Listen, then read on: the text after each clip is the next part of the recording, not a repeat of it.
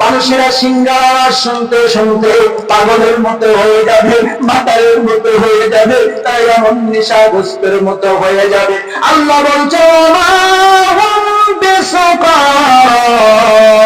ওয়ালাকিন্না আযাবাল্লাহি শাদীদ। আল্লাহ বলছেন, আল্লাহ বলবেন তারা পাগল হয় নাই, তারা মাতাল হয় নাই, তারা নেশাগ্রস্ত হয় নাই। ওমা হুম বিসুকারা ওয়ালাকিন্না আযাবাল্লাহি শাদীদ।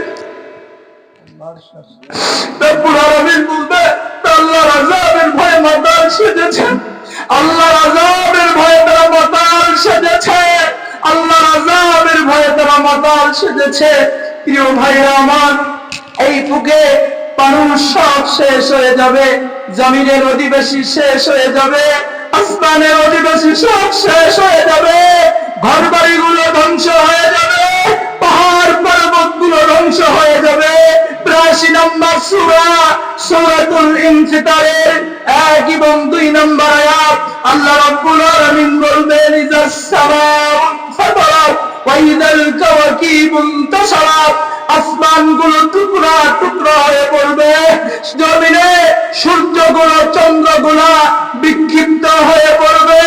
প্রিয় ভাইরা আমার, জমিনে যা আছে সব বের হয়ে আসবে, আসমান জমিন ভেঙে ময়দান তৈরি হয়ে যাবে। একটি মানুষ পৃথিবীর জমিনে বেঁচে থাকবে না, একটি প্রাণী পৃথিবীর জমিনে বেঁচে থাকবে না, এক ফোঁটা পানিও পৃথিবীতে থাকবে না। দুনিয়াতে সূর্য উঠবে না, দুনিয়াতে চন্দ্র উঠবে না, যেহেতু চন্দ্র শেষ হয়ে গিয়েছে, সূর্য শেষ হয়ে গিয়েছে।